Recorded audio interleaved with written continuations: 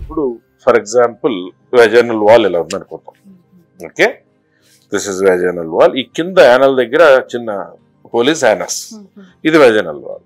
Child birth అప్పుడు ఏమవుతుంది, ఇలా ఉన్నది ఇలా ఓపెన్ అవుతుంది, కింద ఫ్లోర్ సాగుతుంది, బేబీ బయటకు వచ్చేటప్పుడు ఆ floor of the vaginal wall దగ్గర ఉన్న మజిల్, ఆ మ్యూకోజ్ అని సాగడంతో పాటు ఇక్కడ ఉన్న వెజైనల్ వాల్, ఇక్కడున్న సర్వైకల్ వాల్, ఇది యానస్ మోషన్ ప్యాసేజ్ ది మారి ప్యాసేజ్ దగ్గరగా అయ్యేలాగా సాగుతుంది.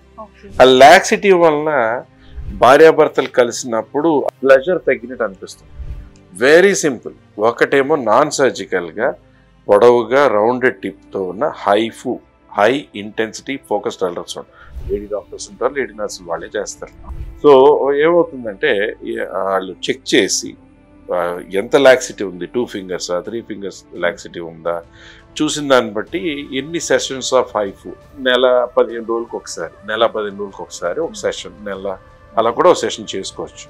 సెషన్ ఎలా ఉంటుంది, సాఫ్ట్గా ఉన్నటువంటి హ్యాండిల్కి మెషిన్కి ఫిక్స్ అయింది, హైఫు ఫ్రీక్వెన్సీ ఫిక్స్ చేస్తారు.